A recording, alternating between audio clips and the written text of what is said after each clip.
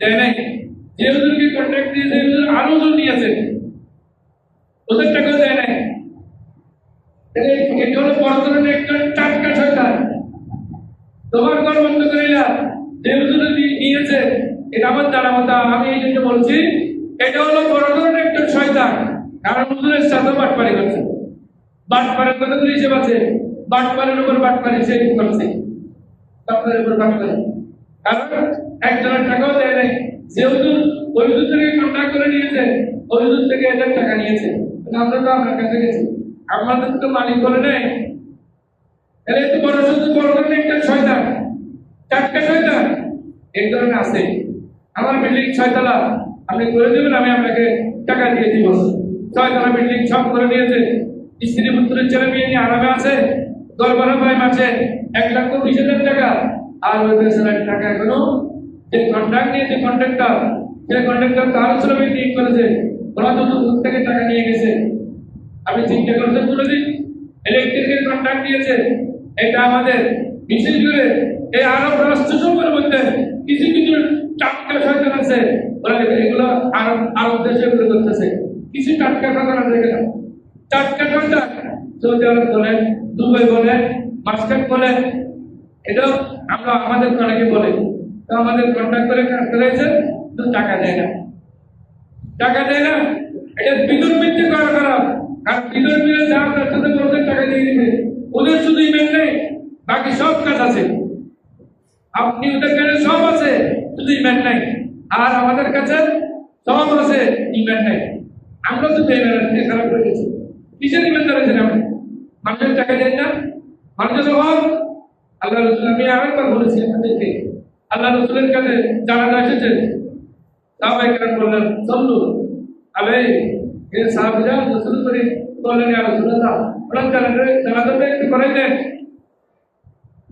বলতেন রাসূল করিম আমার আলাইহি দাইনুন, সে কি কর্জ রেখে গেছে?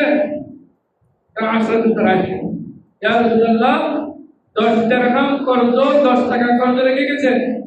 রাসূল আলাইহি, এর সাহাবীরা তোমরা জানাজার নামাজ পড়ো, আমি এই জানাজার নামাজ পড়াবো না। কারণ বান্দার হক আল্লাহ মাফ। আপনি 30 বার হাজি, আমি 30 বার হাজি, আপনি 30 বারের হাজি হলো 30 টাকা যদি কারো করতে থাকে, 30 বার হজ করার পর 30 টাকা মাফ হবে না। নাউযুবিল্লাহ।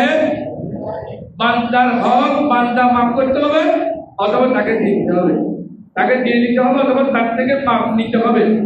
আবার আপনি একে ফোর্ট হিসেবে একটা নিয়ে তাকে নাকি মাফ করে দিতে হবে, তাহলে তোমার মার দিতে আছে, এটা মাফ হবে না। নাউযুবিল্লাহ। এটা মাফ নয়। মাফ মানে যা দিতে পারেন বলে, তাকে বলে যে ভাই আমার ভুল হয়েছে, আমার এখানে টাকা বুঝে নেই, আমাকে তুমি মাফ করে দাও, মাফ দিতে হবে। মাফ না নিলে আপনার রেহাই নেই। আল্লাহ তার বিরুদ্ধে বুখারী শরীফের হাদিস 2227 নম্বর হাদিস, 2227 বলতেছেন আপনি কাজ করে দেন, টাকা দেন নাই, আপনার রেহাই নাই। আল্লাহ আপনার বিরুদ্ধে ওই শ্রমিক গরিব হওয়ার কারণে আপনার বয়ে এই মামলা করে নাই দুনিয়াতে, কিন্তু আপনি আল্লাহ আপনার বিরুদ্ধে মামলা করে রেখেছেন, আপনার ভালোর কোনো সুযোগ নাই। সুতরাং শ্রমিককে যা দিবেন কথাবার্তা বলে টাকা দিয়ে দিতে হবে। এই জন্য কিতাবে যদি হাদিস শরীফে জাহাতুল আজির হাজরা হোক, তাহলে এই যে কোনো মানুষের শরীরের কাম শুকরের আগে তার টাকা দিয়ে দিতে হবে, তার টাকা দিয়ে দিবেন। আল্লাহ রাসূল বলেছেন ফাইদা সাল্লাল্লাহু আহুকা, যদি আপনার কাছে কোনো শ্রমিক কাজ করে, আপনি তাকে সুযোগ দিবেন নামাজ কালাম করার জন্য, যাতে নামাজ পড়তে পারে। বলছেন আল্লাহ রাব্বুল আলামিন, এদের সাথে কোনো প্রতারণা করা যাবে না। ইয়া আইয়ুহাল্লাযীনা আমানু লা তাকুলু আমওয়ালাকুম বাইনাকুম বিল বাতিল, সূরা নিসা 29 নম্বর আয়াত। আপনি যদি এই ইমানদারেরা তোমরা বকর করো না তোমাদের মালকে পরস্পর বাতিল পন্থায়, নাজায়েজ পন্থায়। মানে আপনার ইট কিনেছেন, ইটওয়ালাকে টাকা দেন নাই, সিমেন্ট কিনেছেন, সিমেন্টওয়ালাকে টাকা দেন নাই, লোহা কিনেছেন, লোহার মালিক যখন আপনার কাছে আছে টাকার জন্য আপনি লোহা দিয়ে মারার জন্য তাকে খুঁজতেছেন, কি করবেন? আপনি দুনিয়া থেকে যাবেন না, দুনিয়াতে যত ভালো হোক না কেন, দুনিয়াতে যত বড় কিছু হোক না কেন, আল্লাহ রাব্বুল আলামিন বলেছেন একমাত্র একজন পৃথিবীর মধ্যে, সেটা হলো ফেরাউন। ফেরাউন বলে আমি বড় খোদা, এই বড় খোদাকে আল্লাহ পানির মধ্যে ধুয়ে মেরেছেন এবং মাটিতে দিয়েছে, মাটি বলে আমি একে গ্রহণ করবো না, পানিতে দিয়েছে, পানি বলে আমি গ্রহণ করবো না। তো কি করবেন? বলে এই চাকরির উপরে, মাটির উপরে, যাতে কিয়ামত পর্যন্ত মানুষ দেখতে থাকে। তাহলে ফেরাউন থেকে বড় সংসার, ফেরাউন থেকে বড় শয়তান আর পৃথিবীতে কেউ নেই। এই যদি বাঁচতে না পারে, যার সবগুলো দেখা যায় সবগুলো কোথায় গেছে। এখন এই ফেরাউন কি অবস্থা, মাঝে মাঝে ফেসবুকে আমরা দেখি মিশরের জাদুঘর আছে, তাহলে এর অবস্থা কি হয়েছে? আপনি কি বাঁচতে পারবেন? না। আমি বাঁচতে পারবো না, বাঁচার কোনো উপায় নেই। আপনি সঠিকভাবে চলবেন, আপনি দুনিয়ার মধ্যে সঠিকভাবে চলতে গেলে যা আছে আপনার দুনিয়া করতে হবে, পড়াশোনা করতে হবে। সাহাবীদের জীবনী পড়েন, সাহাবীদের জীবনী পড়েন, ওদের জীবনী পড়লে আপনার মনে শান্তি আসবে। কিভাবে চলেছে, কেমন করে চলেছে। কেউ তো ভুল ছিলেন না, আল্লাহ সবাইকে খাওয়াইছে। এরপর বলছেন তলব করবেন হালালে ফরিদাতুল বাদাল ফরিদা। আপনি হালাল হালাল রিজিক অন্বেষণ করা, এটাও ফরজ। আপনি সারাদিন বসে থাকবেন, আপনার জন্য খানা আসবে, এটা কোনো কিতাবে কোনো জায়গায় লেখে নেই। একজন সাহাবী রাসূলের দরবারে আসলেন, ইয়া রাসূলুল্লাহ, আমার শ্রমিকটা একটু গন্ডগোল করে, সঠিকভাবে কাজ করে না, বুঝে বলে, আমি কি করবো? তাকে মাফ করে দেয়। আবার বলতেন আরেকদিন, আবার বলতেন আল্লাহ রাসূল মাফ করে দেয়। আরেকদিন বলছেন কি করবো? তা মাফ করে দেয়। ইয়া রাসূলুল্লাহ, আমি মাফ করবো? হ্যাঁ, তুই তো এমন ভাবে মাফ করবো, বাবু কুল্লে ইয়াউমিন 70 মাররা, তুমি দৈনিক 70 বার মাফ করো, দৈনিক 70 বার মাফ করে দাও। হযরত আনাস বিন মালিক রাদিয়াল্লাহু তাআলা রাসূলের দরবারে ছিলেন। এক বছর 2 বছর সেবা করেছেন, 10 বছর আশরা শ্রেণী খাদামতু রাসূলুল্লাহ সাল্লাল্লাহু আলাইহি ওয়াসাল্লাম আশরা শ্রেণী।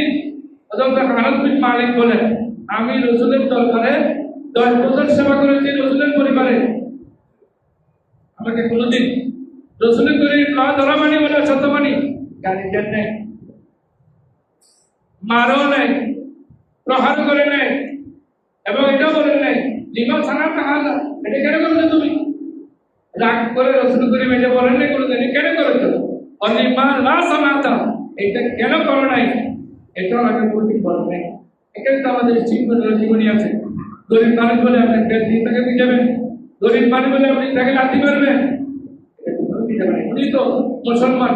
আলিল্লাহি ইজ্জাতু ওয়া লিরাসূলি ওয়া লিল মুমিনিন, এটা তো মুসলমান ভাই আপনার, এর ইজ্জত আছে, সম্মান আছে, আল্লাহর ইজ্জত আছে, রাসূলের ইজ্জত আছে, মুসলমানদের তো সম্মান আছে।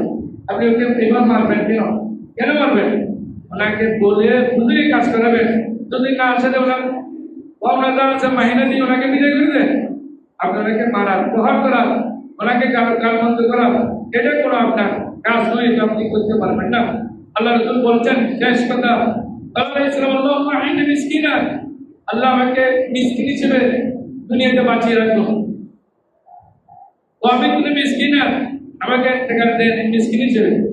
তো আসলে নবী জুমরাতুল মাসাকিন, আল্লাহ আমাকে মিসকিনদের দলের মধ্যে আমাকে হাজির করবেন। আল্লাহ বলেন মিসকিন মানে গরিব, কেন? ওদের দুঃখ বোঝার জন্য। অথচ আল্লাহ রাসূলকে হাত তুলেছেন, আল্লাহ আমাকে এই যে স্বর্ণের পাহাড় দান করেন, তাহলে রাসূলকে স্বর্ণের পাহাড় পেয়ে যেতেন। কাফেররা তো প্রস্তাব দিয়েছিল, আপনার না লাগে তা দিব, আপনি যদি ইসলাম ছেড়ে দেন। এটা বলিও না, তোমরা ইসলামে আসো, বলতে বলো ইসলামে কাফলা, তোমরা ইসলামে আসো। রাসূল করিম এগুলো কেন বলছেন? যে আমাদের মনকে শান্তি দেওয়ার জন্য। ইয়াউমুল কিয়ামা আল্লাহ রাসূল বলেন কিয়ামতের দিন আমাকে মিসকিনের দলে তুলে কখনো তাই যে তুলে দিয়ে আল্লাহ তাআলা আমার ইয়া রাসূলুল্লাহ ইন্নামা ইয়াদখুলুল জান্নাতা কাবলা আগনিয়াই। হযরত আয়েশা থেকে বলেন, ইয়া রাসূলুল্লাহ, আপনি মিসকিনদেরকে তো ভালোবাসেন কেন? গরিব দরিদ্র মানুষকে তো ভালোবাসেন কেন?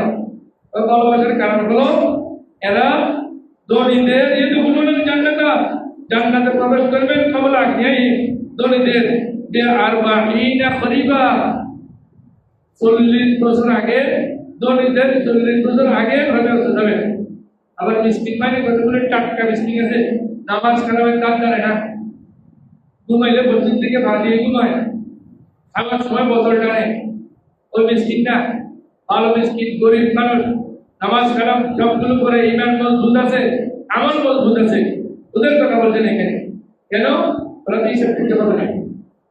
ইমাম বুখারী রাহমাতুল্লাহ বলেন, আমি যেদিন থেকে জানতে পেরেছি গীবত করা, মানুষের নিয়ে চর্চা করা, মানুষের বিরুদ্ধে বলা, যেদিন আমি শুনছি এটা কবিরা গুনাহ, ওই দিন থেকে মা দাবতু আহাদান, আমি কারোর সমালোচনা করি নাই, কারোর গীবত আমি জিন্দেগিতে করি নাই।